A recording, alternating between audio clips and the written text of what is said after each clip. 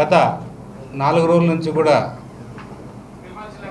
ఏదైతే దుష్ప్రచారం చక్కర్లు కొడుతుందో నా పైన దాన్ని కొంత నాకు తెలిసిన సమాచారం ప్రకారం వివరించడానికి మీ ముందుకు వచ్చాను. ఏదేమైనా కూడా ఒకటి మాత్రం నిజం, నేను వ్యాపారం చేస్తూ ప్రజాసేవ చేస్తూ ప్రజలకు సేవ చేయాలనే ఉద్దేశంలోనే రాజకీయాల్లోకి రావడం జరిగింది.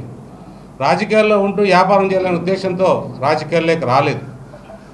ప్రజలు ఏ విధంగా సేవ చేయాలనే దాని మీదనే నేను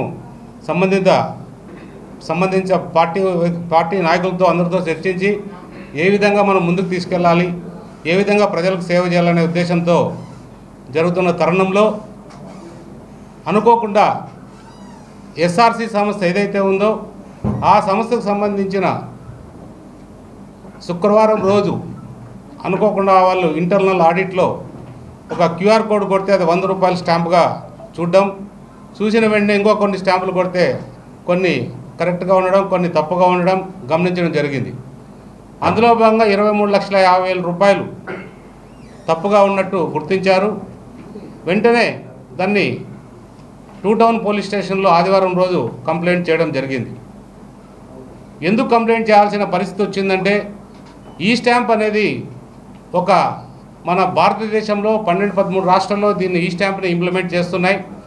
ఈ స్టాంప్ ట్యాంపరింగ్ చేసే పద్ధతి అసలు ఇది ఎలా వచ్చింది, ఇది నిజంగా ఇలాంటి ఈ ట్యాంపరింగ్ కాకూడదు, ఇది చాలా భయంకరమైన నేరం. ఎందుకంటే ముందు మీరే చెప్తారు, తెహల్కా కావచ్చు, ఇంకోటి కావచ్చు, ఇవన్నీ రకరకాల స్టాంపులు ప్రింట్ చేసి ప్రజల్ని మోసం, గవర్నమెంట్ ఖజానాకి మోసం చేయడం జరిగింది. అలాంటిది ఏది జరగకూడదనే ఉద్దేశంతోనే ఈ స్టాంపింగ్ వ్యవస్థ అది 2018లోనే ముఖ్యమంత్రి మా చంద్రబాబు నాయుడు గారు తీసుకొచ్చారు. కానీ అమెండ్మెంట్ మాత్రం 2020లోనో 2022లోనో అదే అమెండ్మెంట్ వచ్చింది. ఏదైతే అమెండ్మెంట్ వచ్చిందో ఆ రోజు వైసీపీ ప్రభుత్వం ఏదైతే ఉందో, ఆ రోజు ఈ స్టాక్ హోల్డింగ్ కంపెనీ ఏదైతే ఉందో, ఆ రోజు నర్సిరెడ్డి అనే వ్యక్తి, సాంబశివరెడ్డి అనే వ్యక్తులకి ఇద్దరికి కూడా కర్నూలులో ఈ స్టాక్ హోల్డింగ్ కంపెనీ ఏజెన్సీ ఇవ్వడం జరిగింది. ఆయన ద్వారా ఏదైతే ఇప్పుడు ఈ ఎర్రప్ప అలియాస్ లేదా మీసేవ బాబు అలియాస్ ఎర్రప్ప ఏదైతే ఉందో అతనికి ఏజెన్సీ కట్టబెట్టారు. అంటే ఇది 2020 నుంచి 2024 జరిగిన ఏజెన్సీ ప్రక్రియలో వాళ్ళలో ఉన్న భాగమే. అందులో భాగంగా ఏదైతే ఉందో ఎన్నికల సమయంలో నేను కళ్యాణదుర్గం అభ్యర్థిగా పోవడం జరిగింది. సమయం తక్కువ ఉండడం వల్ల ఎవరు ఏంటి అనేది కూడా చూడడానికి కూడా అవకాశం లేదు. అతను ఏదైతే యూట్యూబ్ ఛానల్ పెట్టుకున్నాడో ఆ ఛానల్ ద్వారా దగ్గరకు రావడం నిజంగా కూడా ఎప్పుడు కూడా మా పార్టీ కార్యకర్తనే అది కాదని లేదు, మా పార్టీ కార్యకలాపాల్లో కూడా పాల్గొన్నాడు, అన్ని రకాలకు కూడా ఉన్నాడు. ఆ రకంగా ఎన్నికల సమయం అయిన తర్వాత ఎన్నికల్లో విజయం సాధించడం జరిగింది. అందరినీ ప్రేమ ఆప్యాయతతో మాట్లాడటం నా అలవాటు, అది మీకు కూడా తెలుసు. ఎవరి విషయంలో కూడా నేను తప్పుగా మాట్లాడిననేది ఉన్నంత వరకు కూడా ప్రేమ, అది చెడ్డవాడైనా మంచివాడైనా నాకు ద్రోహం చేసినా కూడా ప్రేమతో మాట్లాడిస్తాను. అలా ప్రక్రియలో జరుగుతూ వచ్చిన సందర్భంలో నా దృష్టికి వచ్చిన తర్వాత నేను చాలా బాధపడ్డాను. నా పక్కన ఉండేవాడు ఇలాంటి పని చేశాడే, ఎవడైనా కూడా క్షమించకూడదు, ఇది మన వ్యవస్థకి నాశనం చేసే విధంగా ఇది పని చేశాడు కాబట్టి కంప్లైంట్ ఇవ్వాలనే ఉద్దేశంతో మొట్టమొదటిగా నా దృష్టికి వచ్చిన వెంటనే నేను కంప్లైంట్ ఇవ్వడం జరిగింది. ఇంకొక విషయం చెప్పారు ఈరోజు రంగయ్య గారు, అతను నాతో ఫోటో తీసుకున్నాడు, అలాగే మా నాయకుడు లోకేష్ బాబు గారితోనూ అలాగే ఇంకొకరితో గవర్నర్ గారితో ఫోటో తీసుకోవడం జరిగింది అని తెలియజేయడం జరిగింది. ఏదేమైనా కూడా నేను ఒకటే అడుగుతున్నా, రంగయ్యకి సూటిగా అడుగుతున్నా, 13 కేసులు 11 కేసులు ఈడీ కేసులు అలాగే సిబిఐ కేసులు ఉన్న నాయకుడు మీ నాయకుడు 16 నెలలు జైల్లో కూడా ఉన్నాడు. అతనిపై ప్రధానమంత్రితోనూ ఫోటోలు తీసుకుంటాడు, అలాగే రాష్ట్రపతితోనూ ఫోటోలు తీసుకుంటాడు, కేంద్ర మంత్రులతోనూ ఫోటోలు తీసుకుంటాడు. నువ్వు పోయి అతనితో ఫోటో తీసుకుంటావు అంటే 16 నెలలున్న జైల్లో ఉన్న వ్యక్తి ఫోటోలు తీసుకుంటే నీది తప్పులేదు. కానీ వీడు నాకు తెలియదు బాబు, నాకు తెలిసిన వెంటనే నేను పోలీస్ కంప్లైంట్ పెట్టి అతన్ని లోపల అరెస్ట్ చేయించిన మమ్మల్ని తప్పంటావా? ఖచ్చితంగా ఏదైతే మీసేవ బాబు చేశాడో 100% తప్పు చేశాడు కాబట్టే అతను క్షమించుకోకుండా ఏ రకం కూడా ఆలోచన చేయకోకుండా మా పార్టీ కార్యకర్త అయినా కూడా జైల్లో పెట్టి ఏర్పాటు చేశాం. నీలాగా నీ పార్టీ కార్యకర్తలు నువ్వు ఏ రకంగా ఎన్నుకొచ్చుకొచ్చావు, ఏ రకంగా అవినీతికి పాల్పడ్డాడో కూడా నువ్వు చేసావు. నువ్వు ఎంపీగా ఉన్నప్పుడు ఎంపీ ల్యాడ్స్ ఏదైతే వచ్చాయో ఏ రకంగా దుర్వినియోగమైనాయో అన్నీ కూడా నీకు తెలుసు. నేను అదన్నీ చెప్పి మీ అందరి సమయం కూడా వృధా చేయాలని చేయదలుచుకోలేదు. ఏదేమైనా కూడా అన్ని రకాలకు కూడా ఈ స్టాంపులు ఫ్రాడ్ జరిగిన విషయాన్ని ఖచ్చితంగా నిజం, అది కేసులు ఇవ్వడం జరిగింది. ఏదైతే అన్ని రకాలకు కూడా విచారణ జరుగుతుంది. ఏదైనా కూడా ఎర్రప్ప ఈ స్టాంప్ మోసాలకు పాల్పడ్డారని మొదట మేమే కంప్లైంట్ చేసాం పోలీస్ స్టేషన్లో. మాకెవరో చెప్తే మేము కంప్లైంట్ చేయలే. ఇంకొక విషయం ఈరోజు రంగయ్య గారు చెప్పారు. ఏం చెప్పారు? ఇది 10 రోజుల నుంచి చక్కర్లు కొడుతుంది అని చెప్పాడు. 10 రోజుల నుంచి చక్కర్లు కొడుతుంటే నువ్వే దీంట్లో కుట్రదాడుగా నేను చెప్పాలి. ఎందుకంటే స్టాంపు ఎవరైతే నీకు స్టాంప్ హోల్డింగ్ పెట్టుకున్న వ్యక్తులు నీ గవర్నమెంట్లో ఇచ్చిన వ్యక్తులే. ఈ నర్సిరెడ్డి, సాంబశివారెడ్డి ద్వారానే వీళ్ళందరికీ వచ్చాయి. వాళ్ళ ద్వారానే నీ ఇదేమన్నా ఈ స్కామ్ నడిపించావా, లేదా ఈ మీ సేవ బాబుని నువ్వే ఏమన్నా నా దగ్గరికి ఇలా పంపించి ఇలాగా చేయించి నా మీద రుద్దొచ్చనే అభిప్రాయం ఏమన్నా చేశావా అనేది ఖచ్చితంగా ఇది బాగా చూడాల్సిన అవసరం. ఎందుకంటే ఒక స్టాంప్ చూపించారు. స్టాంపు ఒక మీడియా మన సోషల్ మీడియాకు సంబంధించి ఒక యూట్యూబ్ ఛానల్లో మా స్టాంప్ ఇలా చూపించారు. ఒకటి మాత్రం నిజం, ఇది ఏ ఒక్క స్టాంప్ కూడా నా స్టాంపు బయటికి వెళ్ళిందంటే ఒకటి మాత్రం గమనించండి, ఇది బయటికి వెళ్ళడానికి ఎటువంటి పరిస్థితుల్లో అవకాశం లేదు. ఈ స్టాంపు నా దగ్గరైనా ఉండాలి, లేకపోతే నేను సంబంధిత బ్యాంకులోనో ఇంకో చోట ఫిలప్ చేసిన తర్వాత ఉండాలి. కానీ ఖాళీ స్టాంప్ చూపించారు వాళ్ళు. మీరు ఎక్కడైనా చూసుకోవచ్చు, అన్ని చోట్ల వీడియో కూడా డిస్ప్లే అయింది. ఇది పెద్ద నేరం. అంటే ఖాళీ స్టాంపు వాళ్ళ దగ్గరకు వచ్చిందంటే ఈ కుట్ర అంతా వెనక నుంచి ఎవరో నడిపించారు. ఈ కుట్రను నడిపించి ఇది మొత్తానికి ఇది ఒక పెద్ద ఇది స్కామ్గా తయారు చేసి ఏదైతే ఉందో ఆ విధంగా దీన్ని వీళ్ళు తీసుకెళ్లారనేది ఖచ్చితంగా ఇది నిజం. ఈ స్కామ్ మాత్రం మనం ఒకటే చూడాల్సింది, మీ సేవ బాబుతో పాటు ఈ రంగయ్య కావచ్చు, లేదా కర్నూలులో ఉన్న స్టాక్ హోల్డింగ్ కంపెనీ కావచ్చు, లేదా ఇతరతరలో ఎవరైనా కావచ్చు. ఖచ్చితంగా ఇదే మా ముఖ్యమంత్రి గారిని కూడా మేము అడగడం జరిగింది. ఒక సంస్థ ద్వారా ఏదో సిబిఐ అంటారు, లేకపోతే ఏసీబీ అంటారు, లేకపోతే సిట్ అంటారు, ఏదైనా కానీ లేదా సిఐడి ఏదైనా కానీ మా నాయకుడు ఏది నిర్ణయిస్తే ఆ విచారణకు మేము సిద్ధంగా ఉన్నాం. మేము నిజాయితీగా ఉన్నాం. ఖచ్చితంగా ఆ నిజాయితీని మేము రుజువు చేసుకుంటాం.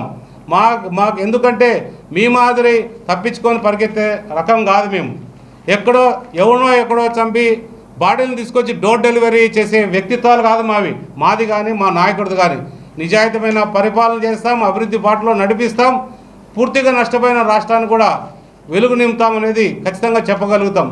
అలాగే నీకు కొన్ని పత్రికల్లో, ముఖ్యంగా సాక్షి పత్రికలో ఏదైతే ఉందో వివేకానంద రెడ్డి హత్య కేసును ఎలా చిత్రీకరించారో మీరు చూశారు. గుండె నొప్పి అంటారు, కత్తిపోటు అంటారు, ఎవరో చంపారంటారు, చంద్రబాబు చంపారంటారు, రకరకాలుగా ప్రచారం చేసి తీరా చూస్తే ఆయన కూతురు కావచ్చు, అలాగే ఆయన చెల్లెలు కావచ్చు, ఇది చంపిండేది మా వాళ్ళే, మా కుటుంబ సభ్యులే అని క్లియర్గా చెప్పడం జరిగింది. అంటే ఇలాంటి నీచ సంస్కృతి ఉన్న నువ్వు మా మీద ఆరోపణలు చేయడానికి అవకాశం లేదు. ఎందుకంటే ఎప్పుడైనా కానీ మా నిజాయితీని నిరూపించుకునే పక్షంలో ఏదైనా నిజంగా తప్పు చేశానంటే మాత్రం మీ అందరికి కూడా క్షమాపణ చెప్పి నేను మొత్తానికి తప్పుకునే పరిస్థితి చేస్తాను తప్ప ఎక్కడ కూడా మా కంపెనీ, నాకు సంబంధించిన కంపెనీలో కూడా 20,000 మంది పనిచేస్తున్నారు, 20,000 కుటుంబాలు. మేము కోట్ల కొద్ది ట్యాక్సులు కడతాం. ట్యాక్స్లో ఎగ్గొట్టే కట్టడం కాదు, కనీసం అంటే ఇన్కమ్ ట్యాక్స్ కావచ్చు, జిఎస్టీ కావచ్చు, అన్ని రకాల్లో కూడా 300 కోట్ల పైన ట్యాక్సులు కడతాం. మేము ఏదో ఊరినే చేసి రకరకాలుగా వచ్చి నేను పంచాల్సిన అవసరం లేదు. ట్యాక్సులు కట్టిన డబ్బే ఏదైనా ఉంటే సోషల్ వెల్ఫేర్కి వాడతాను తప్ప ఇతర అక్రమంగా చేసే డబ్బు కాదు. మీరు కూడా కష్టపడి పనిచేయండి. ఎవరికైనా కానీ వ్యవస్థలు చాలా ఉన్నాయి. నాదన్నా చిన్న కంపెనీ, నాకన్నా 100 కంపెనీలు, పెద్ద పెద్ద కంపెనీలు మన భారతదేశంలో ఉన్నాయి. మన భారతదేశ గౌరవాన్ని కాపాడడానికి మేము పనిచేస్తున్నాం తప్ప ఏదో అక్రమంగా చేయడానికో మన భారతదేశాన్ని బాగుండాలనే ఉద్దేశంతోనే అన్ని పనులు ముందుకు చేసుకుంటూ వెళ్తున్నాం. దయచేసి మీకు ఒకటే చెప్తున్నా, ఏనైనా కూడా అవినీతి ఆరోపణలు నిజంగా ఇది నాకు బాధించింది, చాలా బాధాకరం అనిపించింది. నేను అభివృద్ధి బాటలో తీసుకెళ్తున్నా మా ప్రాంతాన్ని, మా నియోజకవర్గాన్ని కూడా చాలా చోట్ల కూడా స్వయాన వెళ్ళి సిఎస్ఆర్ ఫండ్స్ అడుగుతున్నా. సిఎస్ఆర్ ఫండ్స్తో పాటు మా ముఖ్యమంత్రి గారిని అడిగి చాలా వరకు కూడా అభివృద్ధి కార్యక్రమాలకు సంబంధించి హాస్పిటల్స్ కావచ్చు, ఇవన్నీ కూడా ఇప్పుడు అన్నీ ఇంప్లిమెంట్ అవుతున్నాయి. రకరకాల కేంద్ర ప్రభుత్వం కూడా అన్నీ ఒకటొకటిగా వస్తున్నాయి. ఈ వస్తున్న ఈ అభివృద్ధి జరుగుతుంది కాబట్టి ఏదో రకంగా ఇతన్ని దెబ్బ కొడితే మొత్తం పోతుంది. ఎందుకంటే కొంత పాజిటివ్ ఇతనిపైన ఉంది కాబట్టి ఈ పాజిటివ్నెస్ తగ్గించాలి, ఏదో రకంగా ఇతను దెబ్బ కొట్టాలనే ఉద్దేశంతో మీరు మీ నాయకులందరూ పన్నిన కుట్రలోనే భాగమే అని మీ అందరికి కూడా తెలియజేస్తున్నాను. మీసేవ బాబు కావచ్చు, భార్గవి కావచ్చు, మోహన్ బాబు కావచ్చు, వీళ్ళు 5 మంది కనిపించట్లేదు అని అది ఎమ్మెల్యే వాళ్ళు చేశారు, లేకపోతే పోలీసు వాళ్ళు కష్టంలో. ఈరోజు మీరు ప్రెస్ మీట్లో చూసినారు, ఈ పేర్లన్నీ రంగయ్య చెప్పాడు. ఆయనకెట్లా తెలుసా వీళ్ళందరినీ పట్టుకొచ్చారని? వీళ్ళందరినీ పట్టుకొచ్చారని ఆయనకెట్లా తెలుసాయి? ఈ సమాచారం ఆయన దగ్గర ఎట్లుంది? పోలీసులు ఎక్కడా ప్రకటించలేదే, మేము ఎక్కడా ప్రకటించలేదే. ఆయన దగ్గర వచ్చిందంటే ఇదంతా ఒకసారి ఆలోచన చేయండి మీరు. రంగయ్య దగ్గరికి ఈ 5 పేర్లు చెప్తున్నాడంటే ఈ కుట్ర అంతా ఆయన ద్వారానే జరుగుతుంది.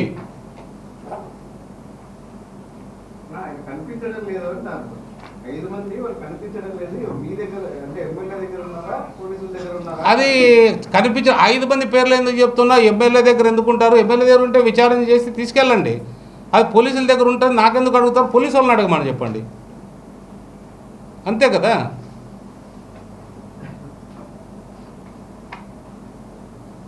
అనంతపురం హెడ్క్వార్టర్ నుంచి మీరు ఆఫీసు మెయింటెనెన్స్ దగ్గర చేస్తారు కదా, కళ్యాణదుర్గంలో అక్కడే ఎందుకు వచ్చే స్టాంప్స్ ఒకటి. ఈ 2002 నుంచి 2000 నుంచి కొంటున్నాం స్టాంప్స్. ఎవరీ ఇయర్ ఆడిటింగ్ జరుగుతుంది, ఆడిటింగ్లో పట్టుకుంటుంది, ఇప్పుడే పట్టుకోవడం కారణం ఎవరీ ఇయర్ ఇంటర్నల్ ఆడిటింగ్ జరుగుతుంది కదా. ఖచ్చితంగా మీరు అడిగేది కరెక్టే.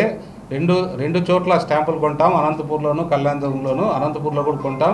అనంతపూర్లో కొనిండేటువంటి కొన్ని సందర్భాలు టైము, ఇప్పుడు నీతో నాకు పని ఉంటుంది, నువ్వు ఆ టైంకి అందుబాటులో ఉండు, సో ఇమీడియట్గా నాకు స్టాంప్ కావాలంటే నేనేం చేస్తా, ఇంకో చోటుకు పరిగెత్తా.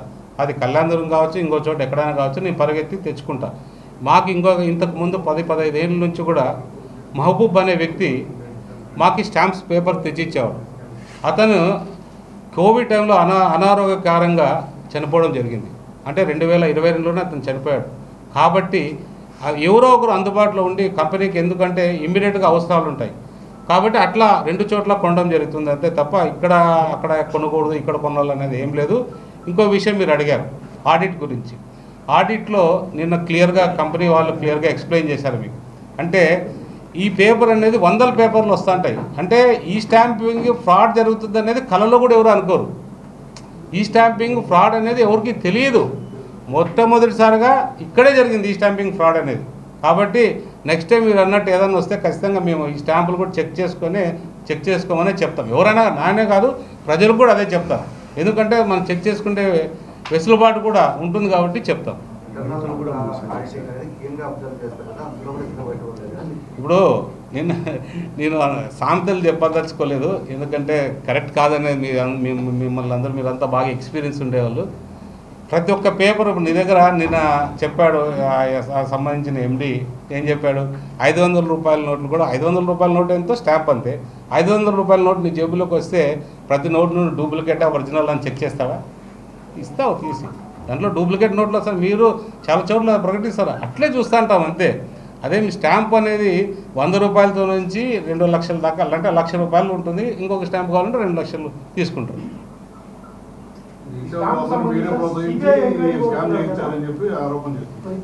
కాదండి, 23 లక్షలండి దాని వర్త్.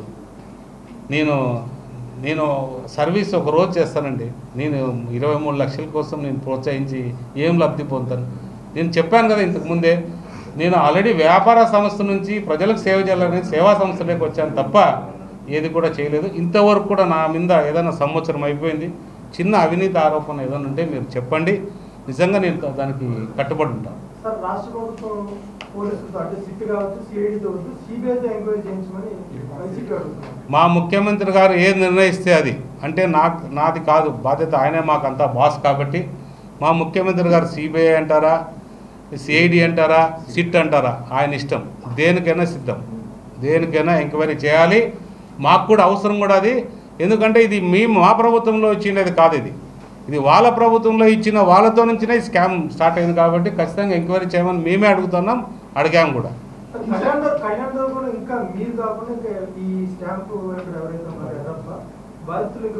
చాలామంది రైతులు ఉన్నారు, రోజు తండోపతండాలుగా వస్తున్నారు. ఈరోజు కూడా వచ్చారు. నేను ఈరోజు అక్కడే ఉన్నా మధ్యాహ్నం దాకా. వచ్చి చాలామంది వచ్చి ఈ విధంగా మాకు నష్టం జరిగింది, ఈ విధంగా మోసపోతున్నాం, మా పరిస్థితి ఏంటని కూడా గొగ్గోలు పెడుతున్నారు. ఇంకా మూడు రోజుల నుంచి మీదే నాకు ఈరోజు మీడియాలో వచ్చేటువంటి సమయం సరిపోవట్లేదు వాళ్ళకి ఆన్సర్ చేయడానికి చెప్పుకోవడానికి. కాబట్టి రేపు మర్నాటి నుంచి కూడా దాని మీద దృష్టి పెడతాం.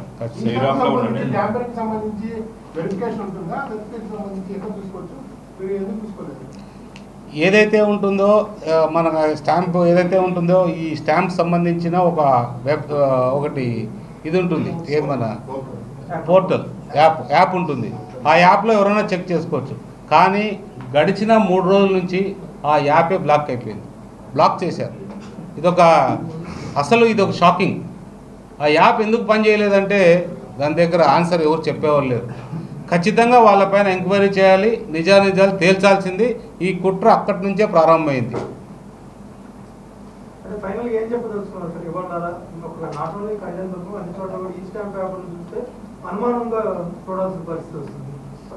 ఖచ్చితంగా ఈ స్టాంపింగ్ అనేది ఏదైతే ట్యాంపర్ అయిందో ఇది ఖచ్చితంగా ఇది చాలా పెద్ద నేరం. డబ్బు చిన్నదైనా నేరం మాత్రం పెద్దదే. దీన్ని ఎవరు కూడా ఉపేక్షించాల్సిన అవసరం లేదు.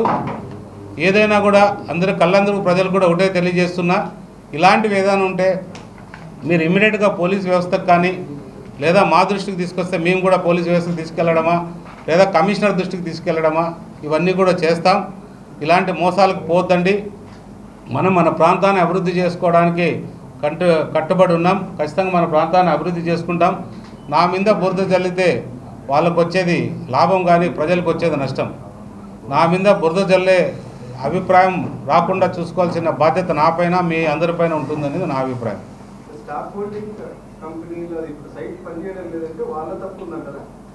ఖచ్చితంగా ఒక యాప్ పనిచేయలేదంటే, ఇప్పుడు మీ టీవీ ఛానల్ యాప్ పనిచేయలేదంటే ఎవరు తప్పు అంటారు చెప్పండి?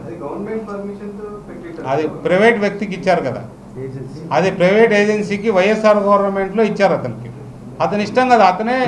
అతనే ఏమన్నా ఏదైనా చేసి ఎంక్వైరీ చేసి బంద్ చేసుకున్నాడేమో, ఇట్లాంటి ఫ్రాడ్లు బయటకు వస్తున్నాయేమో అని, ఫ్రాడ్ చేశానని. అతను ఎన్ని చేశాడు? 10 రోజుల క్రితము కర్నూలు నుంచి ఆ ఏజెంట్ వచ్చి ఎంక్వైరీ చేసిపోయాడు. కనీసం మిమ్మల్ని అలర్ట్ చేయలేదు, పోలీసులకు చెప్పలేదు. మరి అతని మీద కూడా ఏమన్నా కంప్లైంట్ ఇస్తున్నారా? ఖచ్చితంగా ఇది మా దృష్టికి నిన్ననో ఎప్పుడో చెప్పారు. 10 రోజుల నుంచి ఇది ఎంక్వైరీ చేస్తున్నారని. ఆ ఎంక్వైరీ చేసి అతను ఏం చేయాలి, నిజంగా నేరం జరిగినా లేదా మంచి జరిగినా అది ఎస్పీ దృష్టికో కమిషనర్ దృష్టికో తీసుకెళ్ళి చెప్పాల్సిన బాధ్యత అతని పైన ఉంటుంది. ఆ పని నాకు తెలిసి ఎక్కడ కూడా చేసినట్లేదు. చేసింటే పోలీసు వాళ్ళన్నా కూడా చెప్పాలి లేదా కమిషనర్ దగ్గర చెప్పాలి.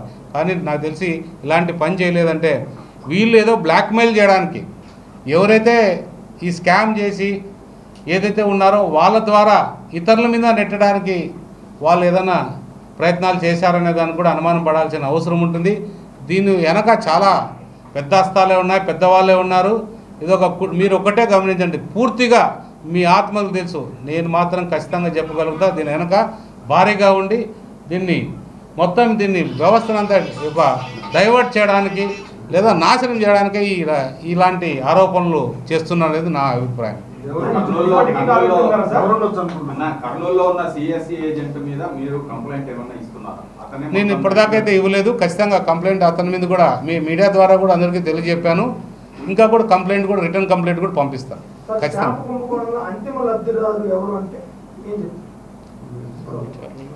అది విచారణ చేస్తున్నారు, విచారణలో ఖచ్చితంగా తేలుస్తారు.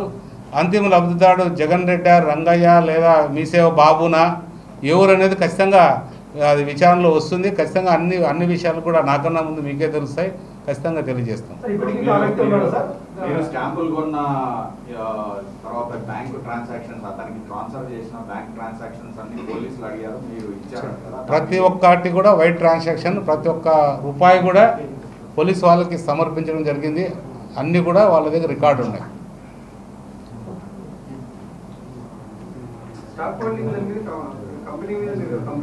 ఇవ్వలేదు. అదే ఇప్పుడు ఆలోచన వాళ్ళకి అడుగుతాను, నేను కంపెనీ వాళ్ళని మా కంపెనీ వాళ్ళని అడుగుతా ఏమన్నా ఇవ్వచ్చు, లేదా ఒక ప్రజాప్రతినిధిగా నేను ఇస్తాను.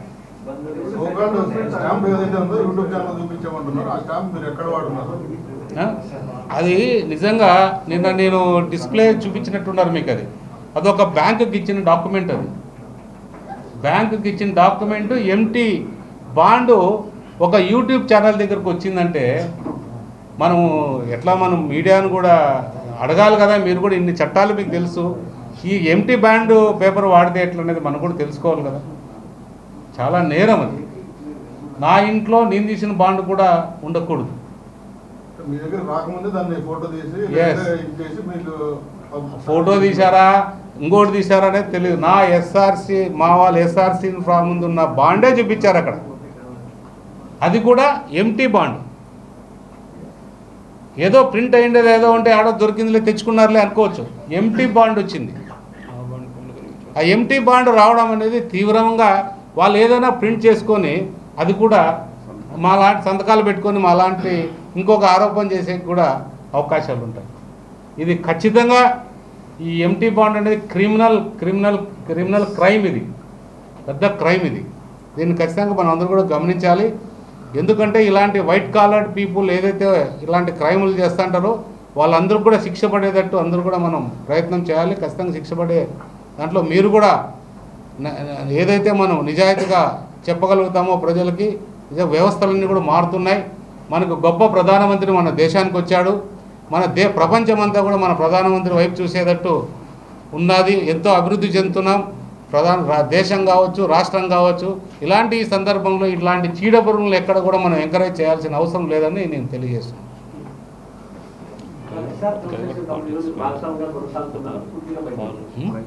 ఏదండి? లేదండి, ఎలక్షన్స్ నేను నామినేషన్ వేసేక ముందే ఆ కంపెనీ నుంచి బయటకు వచ్చేసాను. నేను ప్రజెంట్ ప్రజాప్రతినిధి ఎమ్మెల్యేగా కొనసాగుతున్నాను. నాకు సంస్థకి సంబంధం లేదు, బయటకు వచ్చేసాను. ఇంకోటి డైవర్షన్ పాలిటిక్స్ అనేది ఇప్పుడు బాగా నేర్చుకున్నారు. ఇప్పుడు ఏదో జరుగుతుంటుంది, ఒక కార్ యాక్సిడెంట్నో, ఒక లిక్కర్ మాఫియానో, ఇంకోటో డైవర్ట్ చేయాలంటే ఏం చేయాలా? ఇలాంటి చిన్న విషయాల్ని, అంటే ఇది పెద్ద విషయమే అనుకుందాంలేండి, ఇలాంటి విషయాల్ని పదే చెప్తూ ఉంటే వాళ్ళ డైవర్ట్ అవుతున్నారు. కానీ ప్రజలు చాలా తెలివైన వాళ్ళు, వాళ్ళందరూ కూడా తెలుసు ఏ రకంగా డైవర్ట్ చేస్తారనేది. ఖచ్చితంగా ప్రజలు కూడా గమనించాలి. ఇది ఏదే అవసరమో అది మనం స్పందిస్తాం, ఏ రకంగా మనం ముందుకెళ్దాం అనేది మీ ద్వారా మా ప్రజలకు తెలియజేస్తుంది.